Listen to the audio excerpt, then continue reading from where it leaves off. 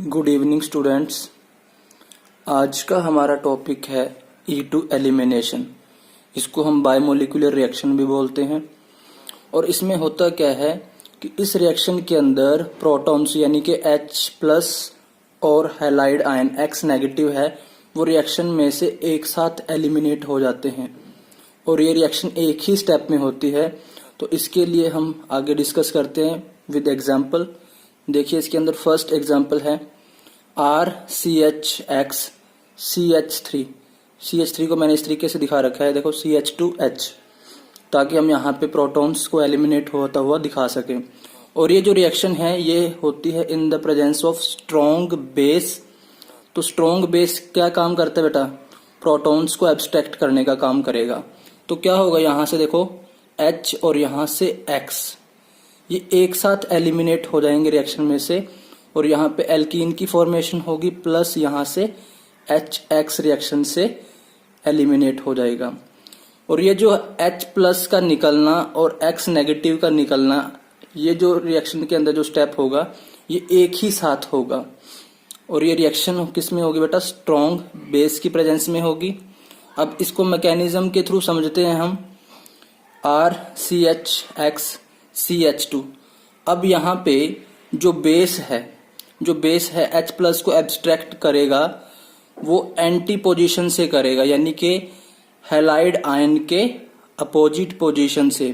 क्यों? क्योंकि अगर बेस यहाँ से इस साइड से अटैक करता है तो यहाँ पे साथ में हैलाइड आयन भी है X नेगेटिव, जो कि उसको क्या करेगा? रिपेल करेगा। तो इसलिए जो H+ को एब्स्ट्रैक्ट करेगा बेस, वो एंटी पोजीशन से करेगा।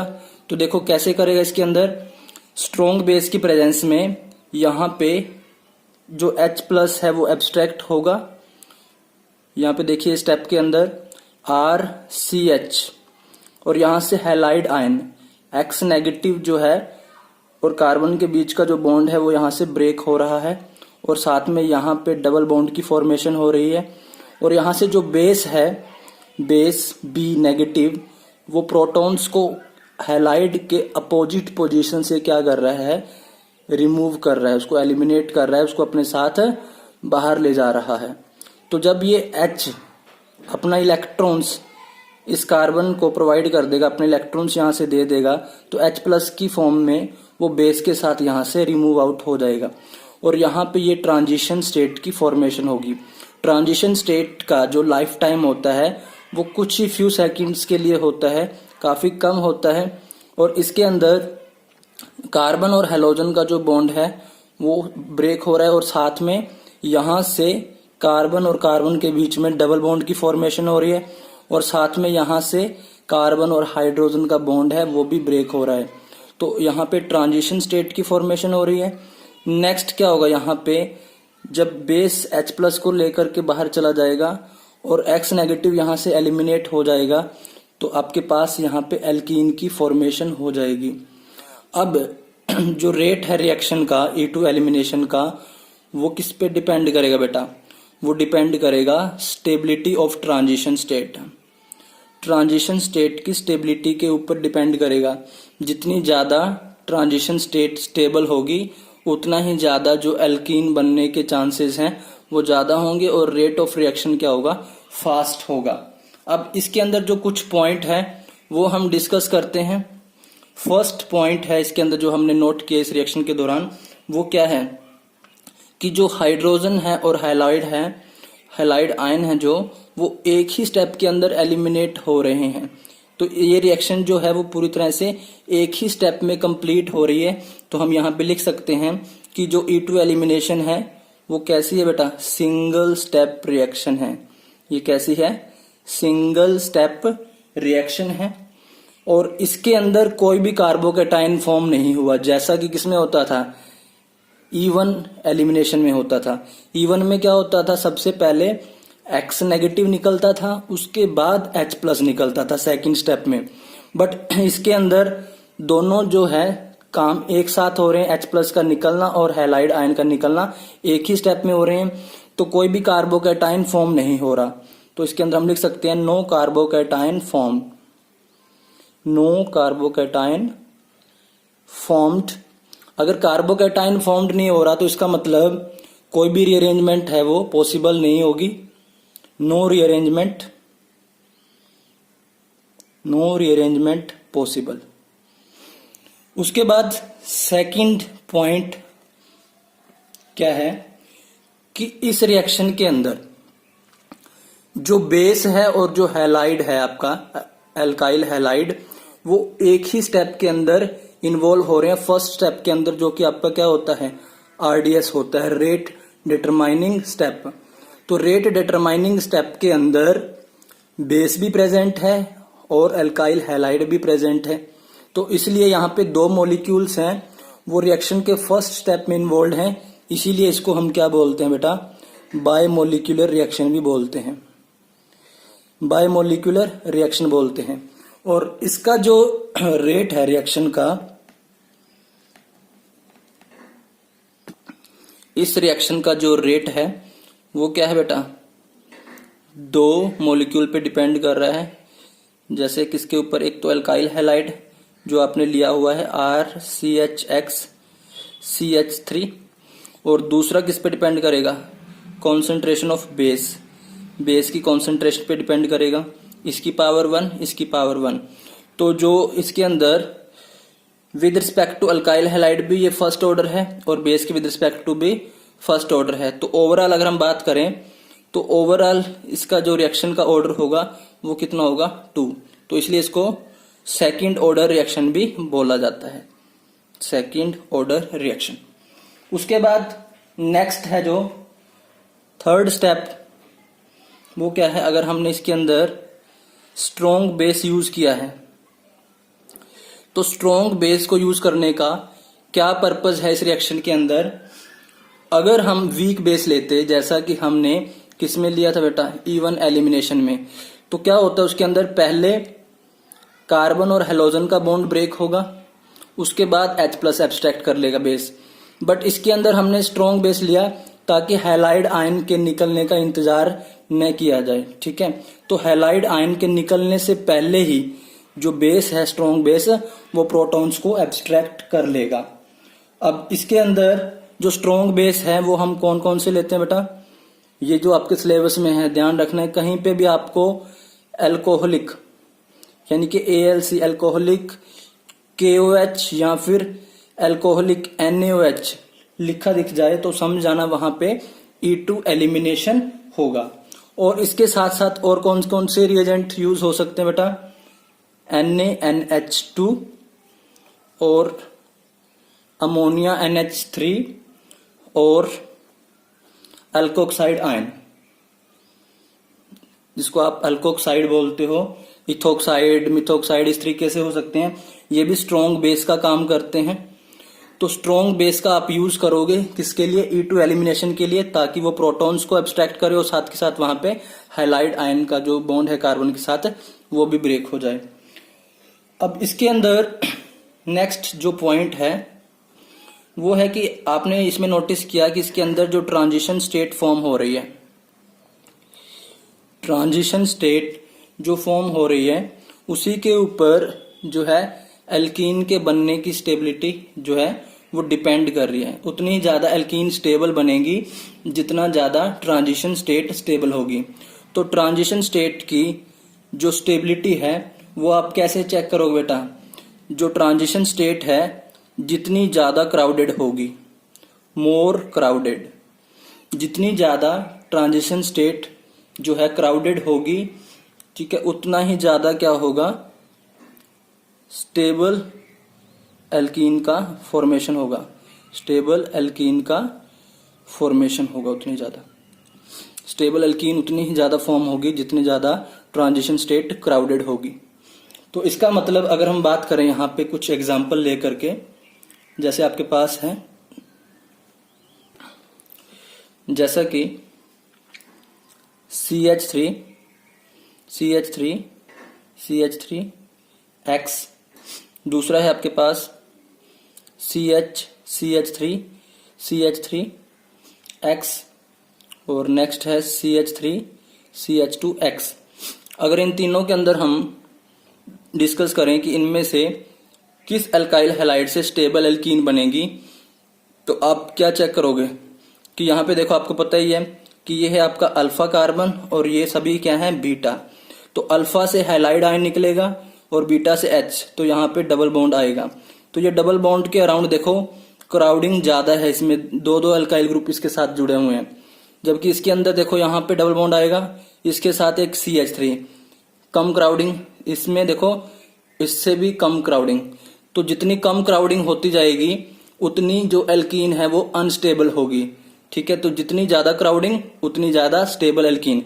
तो इसका मतलब जो ऑर्डर होगा वो क्या होगा, 3 डिग्री, 2 डिग्री, 1 डिग्री।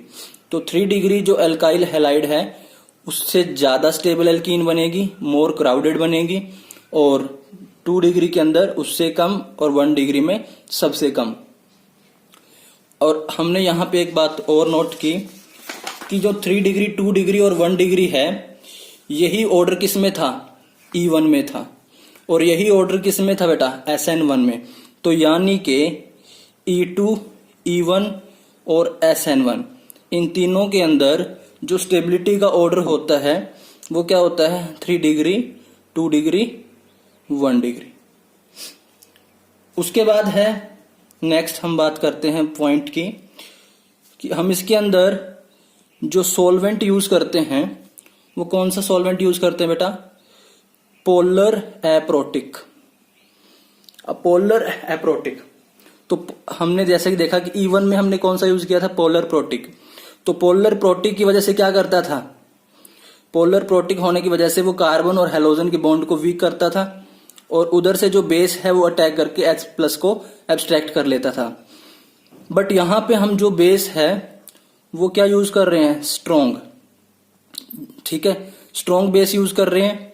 तो इसलिए हमने यहाँ पे एप्रोटिक लिया है, क्योंकि एप्रोटिक का मतलब क्या है, अगर हम यहाँ पे प्रोटिक ले लेते तो प्रोटिक के अंदर क्या होता है, H+, तो स्ट्रॉन्ग बेस जो है वो सोलवेंट से ही H+ को एब्स्ट्रैक्ट कर लेता, और अल्काइल हैलाइड से जो बीटा पोजीशन से H+ को एब्स्ट्रैक्ट नहीं कर पाता।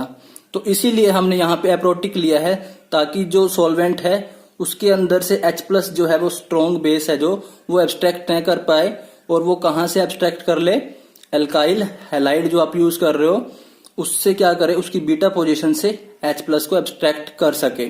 तो इसीलिए हम यहाँ पे जो यूज कर रहे हैं सॉल्वेंट वो पोलर एप्रोटिक का यूज कर रहे हैं। उसके बाद नेक्स्ट पॉइंट कि इसके अंदर जो लिविंग ग्रुप होगा, हैलाइड आयन जो लिविंग ग्रुप होगा, उसकी भी क्या होता है, रेट ऑफ रिएक्शन जो उसके ऊपर भी डिपेंड करता है। तो लिविंग ग्रुप जो है, लिविंग ग्रुप के निकलने की जितनी ज्यादा एबिलिटी होगी, जितना आसानी से हैलाइड आयन निकल पाएगा, उतना ही ज्यादा जो रेट है E2 एलिमिनेशन का इंक्रीज होगा। तो लिविंग ग्रुप के अंदर आपको पता ही है कि Ri सबसे ज्यादा, क्योंकि आयोडीन का साइज सबसे बड़ा होता है, तो जितनी ज्यादा बॉन्ड लेंथ होगी उतना आसानी से ये बॉन्ड है जो वो ब्रेक हो जाएगा। उसके बाद RBr, RCl। तो ये है लिविंग ग्रुप की एबिलिटी का ऑर्डर। उसके बाद अगर हम बात करें कुछ एग्जाम्पल, ये तो हो गया बेसिक आइडिया इसके बारे में, सारे पॉइंट हमने डिस्कस कर लिए हैं। अब इसको अप्लाई कैसे करना है हमने, देखिए एग्जाम्पल से समझते हैं। फर्स्ट एग्जाम्पल हम लेते हैं यहाँ पे CH3 CH2 Br, और यहाँ पे हमने लिखा है एल्कोहलिक KOH, स्ट्रॉन्ग बेस। जहां पे मैंने बोला कि जहां पे भी एल्कोहलिक KOH या फिर NaOH लिखा मिलता है तो वहां पे समझ जाना कि क्या होगा, E2 एलिमिनेशन होगा। अब E2 एलिमिनेशन में करना क्या है, अब देखो सबसे पहले आपको पता ही है कि ये है आपका अल्फा कार्बन और ये है बीटा। अल्फा से हैलाइड और बीटा से H+ एब्स्ट्रैक्ट कर लोगे आप, तो क्या बन जाएगा यहाँ पे CH2 डबल बॉन्ड CH2 और प्लस यहाँ से HBr जो है वो रिलीज हो जाएगा। तो यहाँ पे एल्कीन की फॉर्मेशन होगी। अब नेक्स्ट है second example CH3 CH2 CHBr CH3। इसको भी आपने एल्कोहलिक KOH की प्रेजेंस में रिएक्शन करवाया तो क्या होगा, अब देखो यहाँ पे इस केस में तो एक ही बीटा था तो एक ही प्रोडक्ट पॉसिबल था। बट अगर हम यहाँ पे बात करें तो यहाँ पे दो दो बीटा हैं। अब हो सकता है कि इस बीटा से H प्लस जो है वो स्ट्रॉन्ग बेस एब्स्ट्रैक्ट कर ले, हो सकता है कि इस कार्बन से H प्लस को एब्स्ट्रैक्ट कर ले। तो यहाँ पे दो पॉसिबिलिटी हैं। फर्स्ट पॉसिबिलिटी हम देखते हैं कि मान लो अगर यहां से H और यहां से Br निकलता है तो डबल बॉन्ड यहां पे बनेगा। तो देखिए फर्स्ट जो पॉसिबिलिटी है CH3 CH2 CH double bond CH2, first ये एल्कीन फॉर्म होगी। दूसरा क्या चांसेस है बेटा, अगर हाइड्रोजन यहां से निकल जाए तो क्या बनेगा CH3 CH double bond CH CH3। तो यहां पे दो एल्कीन की फॉर्मेशन हुई है, दो प्रोडक्ट की फॉर्मेशन हुई है। अब इनमें से एक मेजर होगा और एक माइनर होगा। ये आप कैसे डिसाइड करते हो, पीछे भी हमने देखा है सेट-जेफ रूल के अकॉर्डिंग। अभी हमने इस पॉइंट भी डिस्कस किया था यहाँ पे कि जितनी ज्यादा ट्रांजिशन स्टेट क्राउडेड होगी उतना ही ज्यादा एल्कीन स्टेबल बनेगी आपकी। तो इसके अंदर देखो फर्स्ट एग्जांपल, इसके अंदर जो फर्स्ट जो आपकी पॉसिबिलिटी थी तो उसके अंदर यहाँ पे डबल बॉन्ड है। तो यानी कि ये जो डबल बॉन्ड है ये लेस क्राउडेड है। बट अगर हम बात करें सेकंड वाले केस में तो यहाँ पे डबल बॉन्ड के अराउंड क्राउडिंग क्या है, बहुत ज्यादा है। तो इसलिए जो सेकंड जो है आपका एल्कीन ये क्या होगा, मेजर प्रोडक्ट होगा और ये क्या होगा, माइनर प्रोडक्ट होगा। जो मेजर प्रोडक्ट होता है उसको बोलते हैं आप सेट-जेफ प्रोडक्ट और जो माइनर होता है उसको बोलते हैं आप हॉफमैन प्रोडक्ट। हॉफमैन प्रोडक्ट तो यानी कि जो हॉफमैन होता है वो माइनर होता है और सेट-जेफ क्या होता है, मेजर होता है। तो ये हो गया आपका फर्स्ट एग्जांपल। अब देखो इसके अंदर एक और चीज देखो ध्यान से कि ये जो आपका मेजर प्रोडक्ट बना है इसके अंदर क्या और भी पॉसिबिलिटी है। यहाँ पे देखो इसके अंदर ये ज्योमेट्रिकल आइसोमर शो करेगा यहाँ पे। तो इसके अंदर दो पॉसिबिलिटी है, एक तो सिस बनेगा और दूसरा ट्रांस बनेगा। तो आपको पता ही है कि ट्रांस जो है वो क्या होता है, ज्यादा स्टेबल होता है क्योंकि इसके अंदर जो बल्की ग्रुप हैं वो अपोजिट डायरेक्शन में होते हैं। जैसे फॉर एग्जांपल इसका अगर हम बना करके देखें यहाँ पे CH3C डबल बॉन्ड CH3H। यहाँ पे देखो अगर बल्की ग्रुप मिथाइल ग्रुप अगर सेम साइड है तो ये होगी आपकी सिस, और अगर हम बात करें सेकंड वाली जो है वो क्या बनेगा, ट्रांस। तो ट्रांस की फॉर्मेशन कैसे दिखा सकते हो आप, ये हो गया ट्रांस। अब देखो इनके अंदर से अगर हम स्टेबिलिटी की बात करें तो आपको पहले भी चेक करना बता रखा है स्टेबिलिटी का। तो अल्फा जो हाइड्रोजन है उसके बेसिस पे आप बता सकते हो, हाइपर कॉन्जुगेशन के बेसिस पे। तो इसके अंदर अगर हम बात करें तो कितने अल्फा है बेटा, यहाँ पे देखो 3 और ये 3 कितने हैं, 6 अल्फा। इसमें भी 3 और 3 6 अल्फा। अब इसके बेसिस पे तो हम स्टेबिलिटी नहीं बता सकते क्योंकि दोनों के अंदर 6 अल्फा है। बट आप यहाँ पे क्या चेक करोगे, अब चेक करोगे कि जो बल्की ग्रुप हैं जिसमें जितनी ज्यादा दूर होंगे अपोजिट डायरेक्शन में होंगे उतनी ज्यादा इसकी स्टेबिलिटी होगी। जो सिस है, सिस के अंदर बल्की ग्रुप जो है वो सेम साइड है, तो इसका मतलब स्टीरिक हिंड्रेंस जो है क्राउडिंग ज्यादा होगी, यहाँ पे रिपल्शन ज्यादा होगी, अनस्टेबल होगा ये। और ट्रांस के केस में क्या है, जो बल्की ग्रुप है एक दूसरे से ज्यादा दूर है, अपोजिट पोजिशन पे है, तो इसलिए इनके अंदर जो स्टीरिक हिंड्रेंस है, जो क्राउडिंग है वो कम होगी और ये वाली एल्कीन क्या होगी, ज्यादा स्टेबल होगी। और एग्जाम्पल लेकर के समझते हैं। नेक्स्ट एग्जाम्पल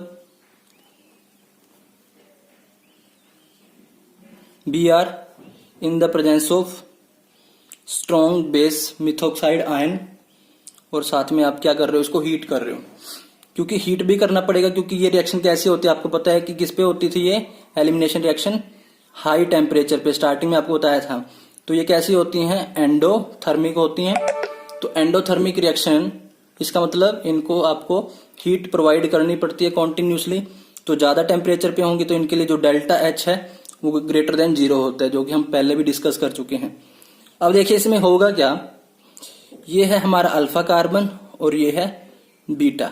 अब इस बीटा के ऊपर एक हाइड्रोजन है यहाँ पे, अल्फा से Br और बीटा से H, यहां से क्या होगा, एब्स्ट्रैक्ट होगा। तो क्या प्रोडक्ट बनेगा, यहाँ पे बीच में डबल बॉन्ड आ जाएगा, तो ये एल्कीन की यहाँ पे क्या हो जाएगी, फॉर्मेशन हो जाएगी।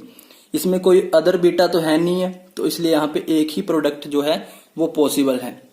नेक्स्ट है एग्जाम्पल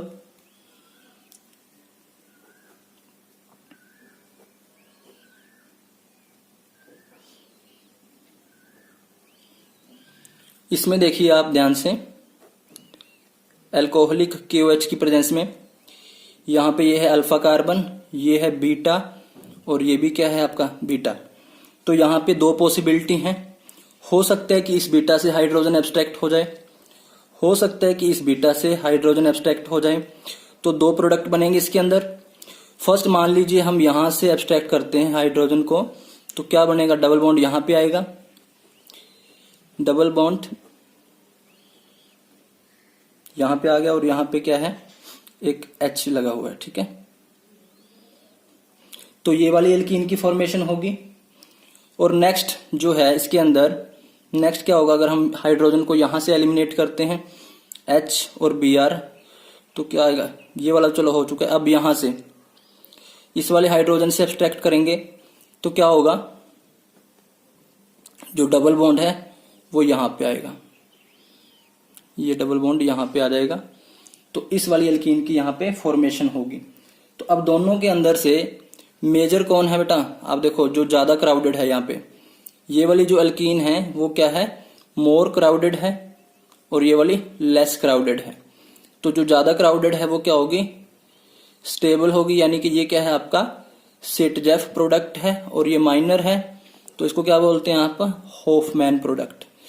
तो ये वाली एल्कीन ज्यादा स्टेबल है ड्यू टू मोर क्राउडिंग और ये क्या है, लेस क्राउडेड है, तो इसलिए ये लेस स्टेबल है।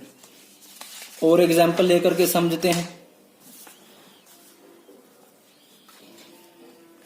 नेक्स्ट एग्जाम्पल देखिए, फिफ्थ एग्जाम्पल। आपके पास एक ये एल्काइल हैलाइड दिया हुआ है, तो इसमें आपने बताना है बेटा, यहां पे in the presence of alcoholic KOH तो क्या प्रोडक्ट फॉर्म होगा। देखिए ये है आपका अल्फा और ये है बीटा। अब बीटा पे चेक कीजिए क्या कोई हाइड्रोजन है, यहाँ पे जो चारों बॉन्ड है कार्बन के वो कंप्लीट है, तो इस पे कोई भी हाइड्रोजन प्रेजेंट नहीं।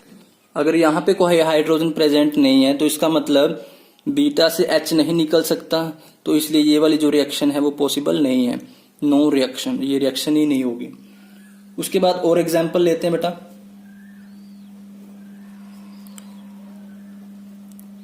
एक ये एग्जाम्पल है आपके पास,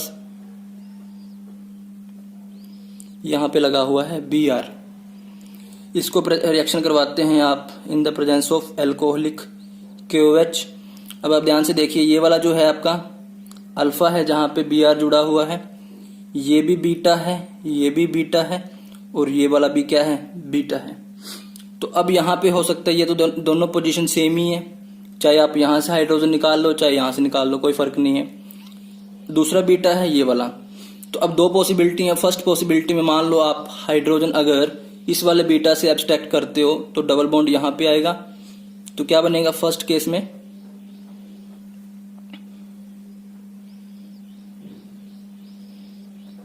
तो डबल बॉन्ड यहां पे आ जाएगा, तो इस वाली एल्कीन की यहां पे फॉर्मेशन होगी।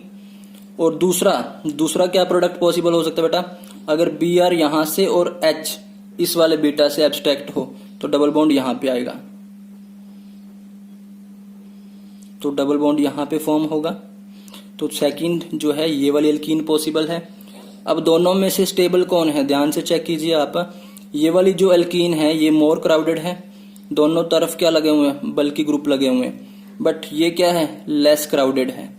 तो जितनी ज्यादा क्राउडिंग होगी उतना ज्यादा प्रोडक्ट क्या होगा, स्टेबल होगा। तो ये है आपका सेटजेफ प्रोडक्ट और ये है होफमैन, यानी कि ये माइनर है और ये क्या है, मेजर है। उसके बाद नेक्स्ट एक और एग्जांपल लेते हैं, इंपॉर्टेंट एग्जांपल है ये।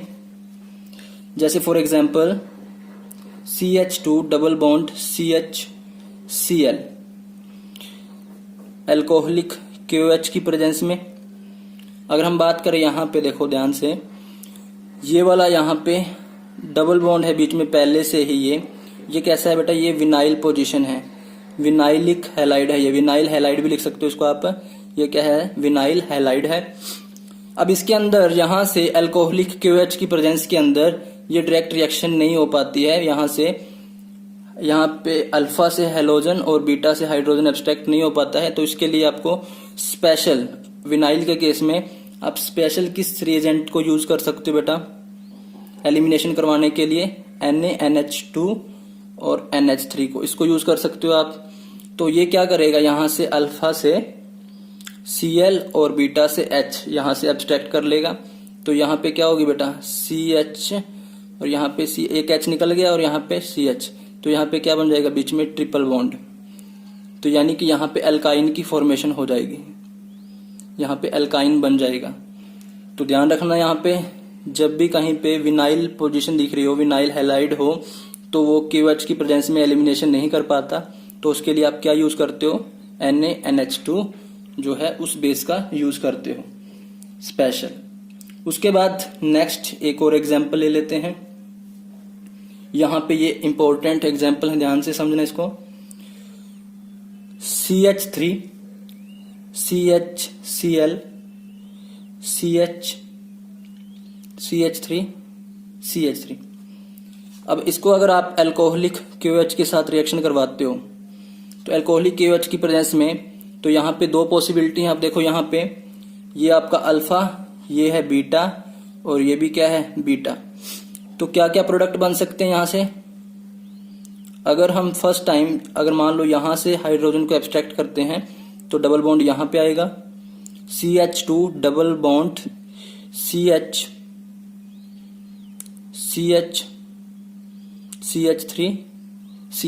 फर्स्ट तो ये एल्कीन फॉर्म होगी। दूसरा, अगर हाइड्रोजन हम यहां से रिमूव आउट करते हैं तो डबल बॉन्ड यहां पे आएगा। तो क्या बनेगा, यहां से CH3 CH double bond CH3। अब इसमें देखिए आप, ये है आपके पास जो एल्कीन है, ये वाली सेकंड वाली, ये मोर क्राउडेड है, तो ये क्या होगी आपकी मेजर होगी, और ये लेस क्राउडेड है तो ये माइनर। अब इसी एग्जाम्पल को अगर हम दूसरे बेस के साथ रिएक्शन करवाते हैं, अगर हमने ये वाला यूज किया है इथोक्साइड, टर्शरी इथोक्साइड जो है बेस आपने यूज किया है, टर्शरी ऑक्साइड बेस जो अगर आपने यूज किया है, तो ये क्या होता है, बहुत ज्यादा स्ट्रॉन्ग होता है, क्योंकि इसके साथ 3 CH3 ग्रुप लगे हुए हैं, जो कि इसको प्लस आई इफेक्ट के थ्रू क्या कर रहे हैं, इसके ऊपर इलेक्ट्रॉन डेंसिटी को इंक्रीज कर रहे हैं। जितनी ज्यादा इलेक्ट्रॉन डेंसिटी इसके ऊपर इंक्रीज होगी, उतना जल्दी ये क्या करेगा, H+ को एब्स्ट्रैक्ट कर पाएगा। तो अब यहाँ पे देखो, ये क्या है, मोर क्राउडेड है। तो मोर क्राउडेड होने की वजह से अगर हम बात करें, अगर इसके साथ अगर ये रिएक्शन करता है, तो मोर क्राउडेड होने की वजह से ये यहाँ पे तो अटैक नहीं कर पाएगा, क्योंकि यहाँ पे भी देखो क्राउडिंग, इस वाली पोजीशन से अल्फा से, इस वाली पोजीशन यानी कि सॉरी बीटा से हाइड्रोजन को निकालना क्या हो जाएगा, इसके लिए मुश्किल हो जाएगा, क्योंकि ये भी बल्कि है, तो यहाँ से ये एंटर नहीं कर पाएगा, इसको पोजीशन नहीं मिल पाएगी, क्योंकि यहाँ पे ये वाली जो पोजीशन है पहले से ही स्टेरिकली क्राउडेड है। तो यहाँ पे ये जो बेस है ये भी क्या है, क्राउडेड है। तो यहाँ पे ये इस बीटा से H+ को आसानी से रिमूव आउट नहीं कर पाएगा। तो सिर्फ इसके लिए एक ही पॉसिबिलिटी बचती है कि इस वाले बीटा से ये क्या कर सकता है, हाइड्रोजन को एलिमिनेट कर सकता है। तो अब हम बात करें, तो यहां से अगर एलिमिनेट कर सकता है, तो यहां पे क्या बनेगा बेटा, CH2 डबल बॉन्ड CH3 तो ये वाली जो एल्कीन इसके अंदर बनी है, ये क्या है, देखो लेस क्राउडेड है। तो लेस क्राउडेड इसके अंदर ज्यादा अमाउंट में बनेगी।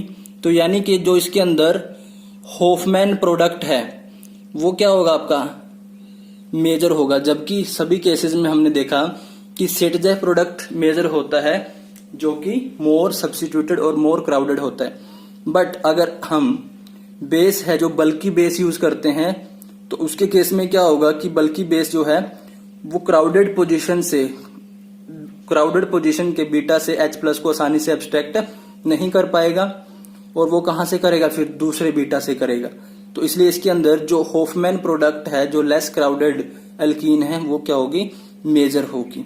ध्यान रखना कि ऐसे केसेस जिनके अंदर बेस जो है वो बल्कि होगा, मोर क्राउडेड होगा, तो उसके अंदर जो होफमैन प्रोडक्ट है वो आपका स्टेबल बनेगा, और जो सेटजेफ है वो क्या बनेगा, माइनर बनेगा।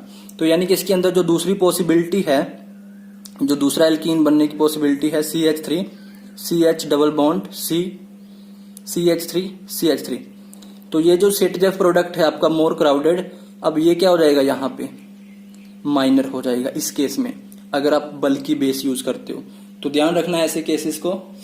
तो हमने मैक्सिमम जो क्वेश्चन है, मैक्सिमम एग्जाम्पल जो है इसके वो डिस्कस कर लिए हैं। अब इसके अंदर एक और एग्जाम्पल ले लेते हैं, 9th एग्जाम्पल।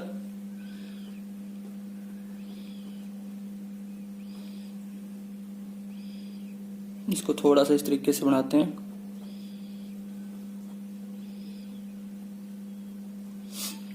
अगर हम इसको भी स्ट्रॉन्ग बेस की प्रेजेंस में रिएक्शन करवाते हैं बेटा, तो अब देखो ये वाला जो बेस है ये बल्कि बेस है, अभी हमने पीछे वाले एग्जाम्पल में डिस्कस किया। तो बल्कि बेस है तो देखो यहाँ पे एक तो ये बीटा है, ये भी बीटा है और ये भी बीटा है। तो इस वाले बीटा से अगर ध्यान से देखो आप, तो इस वाले बीटा से यहां से ये वाला जो है वो क्या है मोर क्राउडेड है, जबकि ये वाला क्या है लेस क्राउडेड है। तो यहां से इस बेस के लिए H प्लस को निकालना क्या होगा मुश्किल होगा, जबकि यहां से क्या होगा आसान होगा। तो यानी कि जो आपका माइनर प्रोडक्ट बनता है, जो होफमैन प्रोडक्ट है, वो इस केस में क्या होगा ज्यादा स्टेबल होगा। तो इसके अंदर क्या बनेगा बेटा, यहां से इस वाले बीटा से ये क्या करेगा H प्लस को एब्स्ट्रैक्ट कर लेगा, तो यहां पे इस एल्कीन की फॉर्मेशन होगी। तो ये वाला लेस क्राउडेड है, तो लेस क्राउडेड क्या होता है आपका होफमैन प्रोडक्ट होता है। तो होफमैन इसके केस में क्या होगा मेजर होगा, और जो दूसरा प्रोडक्ट बनेगा, जो दूसरा प्रोडक्ट है जो यहाँ पे डबल बॉन्ड आएगा इस केस में, जब इस वाले बीटा से H प्लस को हम एब्स्ट्रैक्ट करेंगे, तो ये जो है ये सेट जेफ प्रोडक्ट, जो सेट जेफ प्रोडक्ट है जो मोर क्राउडेड है, ये इसके केस में क्या होगा बेटा माइनर होगा। तो ऐसे एग्जाम्पल को ध्यान रखना है आपने, जहां पे बल्कि बेस यूज होगा वहां पे जो माइनर प्रोडक्ट है वो आपका सेट जेफ होगा, और जो मेजर है वो आपका होफमैन प्रोडक्ट होगा।